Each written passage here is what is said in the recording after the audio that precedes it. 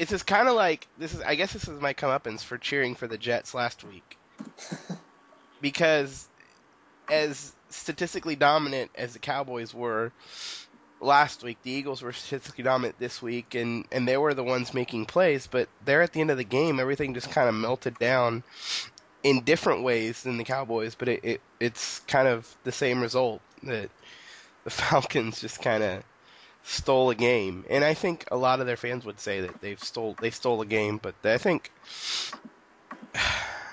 a lot of the stuff that a lot of the problems for the team can be fixed.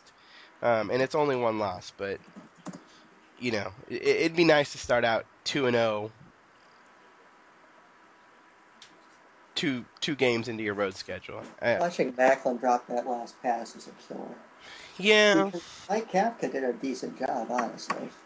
he did. I don't think anyone's putting the blame on Kafka. No, I've noticed that for whatever reason, I follow a rather vast number of Philly sports fans. I've noticed that a lot of them are at their wits' end with Andy Reid. Yeah.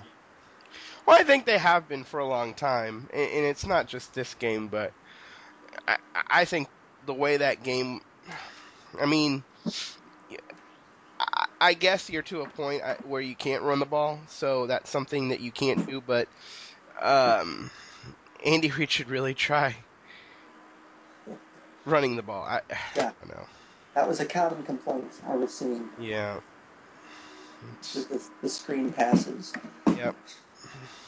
Well, yeah, I mean, a lot of things went wrong, and you wonder if Vic hadn't gotten his skull smashed in or whatnot. Yeah. I mean, a lot of people just kind of assume that, but he had. You can't make excuses, but No, you can't make excuses, and you can't assume because Vic had 3 turnovers, and right. in times when he was in the game trying to be a playmaker, so you can't just automatically say Vic in and we win. Um, try holding them to a field goal in the red zone, 5 for 5 in the red zone. Right. Try covering a tight end sometime this decade. Um, I mean, what else is there to say? Yeah. Try not giving them short field. Try not Right. allowing a 61-yard run to Michael freaking Turner, where it was kind of like that Marshawn Lynch run. It wasn't a real burning run. He's just kind of just rolling forward and rumbling forward against all against all against all logic for a fast person. He's just kind of rolling forward for 61 yards towards the end of the game. And the run defense came to bite this team back. It's not, you can't really blame it on one thing. You can't blame it on Vic. You can't blame it on the coach. Everything just kind of collapsed at the same time. And I mean, you can kind of say that with the Cowboys game too. I know a lot of people had it out for Romo. A lot of the same people are praising Romo for his comeback this week, but a lot of people had it out for Romo. But there's always multiple facets to a collapse, and that's what that was tonight. What I thought would be interesting to do was for us to look at the games this week and just sort of talk about them a little bit. Yeah. And go over each game. I should probably pull up a scoreboard. Yeah, I've done that myself. And we might as well while we are on the topic of the Dallas game. Yeah. There were some pretty decent choke jobs this week, but Romo did play. And I was laughing as loud as anyone was last week, but he did play. He played well enough to get them where they needed to be. Right. I mean, the Niners Alex Smith didn't exactly, come up big where he needed to, but yeah, I didn't. There was overtime for that defensive, the defensive breakdown in overtime there on the Niners' part was. I don't know how you can let that happen. I didn't see the overtime, but just kind of seeing the way That's the only part I did see. Just kind of seeing the way San Francisco approached offense there towards the end of the game, you thought Mike Singletary was still coaching this team. Yeah. You didn't think that a quarterback that a former quarterback was coaching this team, Right. because it was And I know ugly that for the 49ers. there were a lot of Niners fans that were not at all happy with Harbaugh Yeah. for that one. Green Bay beat Carolina. I'm saving my game, Oh, that's going to be the end. the grand finale. Yeah. Because I have, I'm still trying to quantify it, but yeah, I guess Cam Newton is good. Well, yeah, either that or Green Bay's defense isn't good. Right. So, I mean, they had a chance to win that game. yeah, A very good chance to win that game. yeah, and the Packers were, I guess, in comeback mode for the first half and second half. So, it's I don't really have much to add to this game other than Didn't really see. I followed it. I okay, saw Carolina was winning, and I was like, "Oh, Carolina's winning." yeah. And, and then they had a chance. I You know thought that it they. would be a NFC North sweep weekend, and it Ah, wasn't. yeah. Cleveland and Indianapolis. Oh boy, Indianapolis. They're on Sunday night next week. Can't wait. Oh, how the mighty have fallen.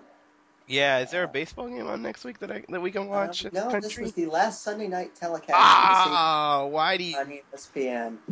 Oh man, You're on your own any sort of NBA? to watch. I don't think we'll be seeing the NBA anytime soon.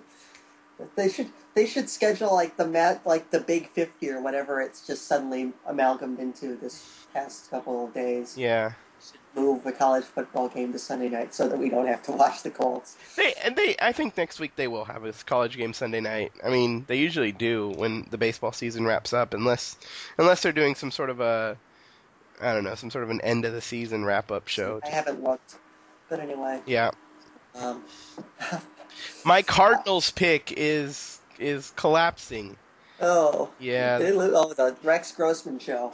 Yep, Rex Grossman's 2-0, and Kevin Cobb threw a touchdown to Larry Fitzgerald, which is what I told everyone was going to happen hundreds of times this year. But How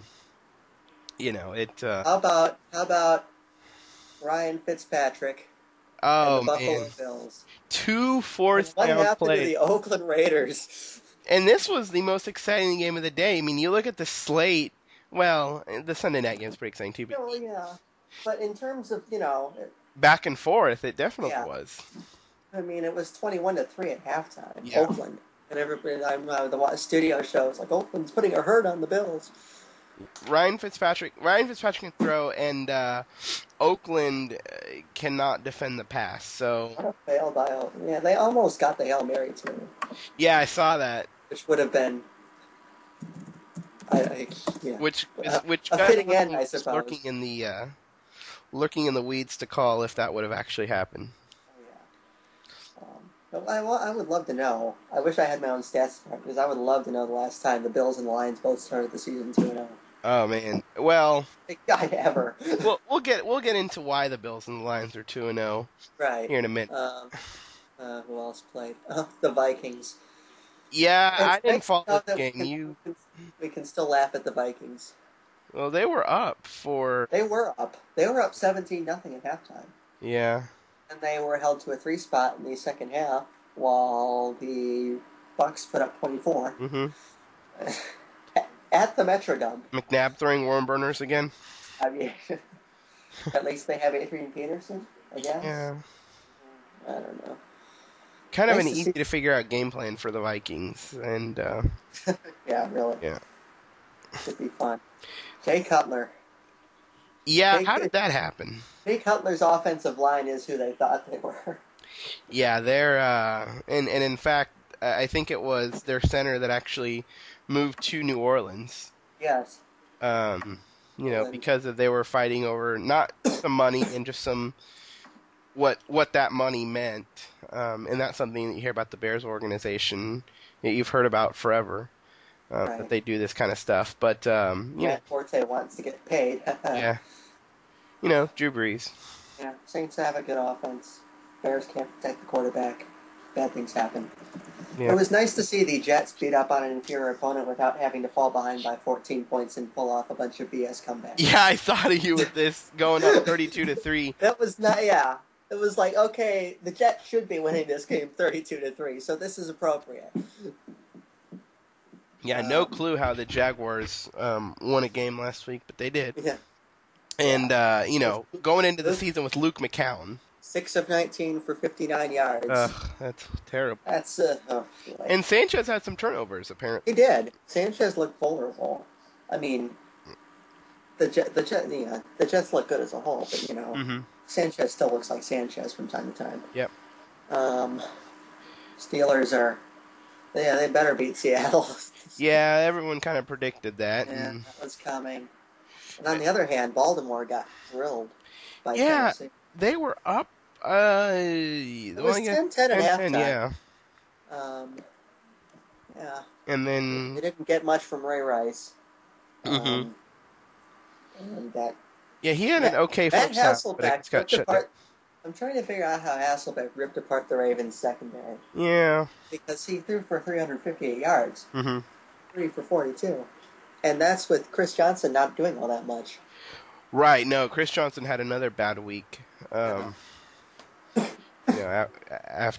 getting paid, of course. Of course.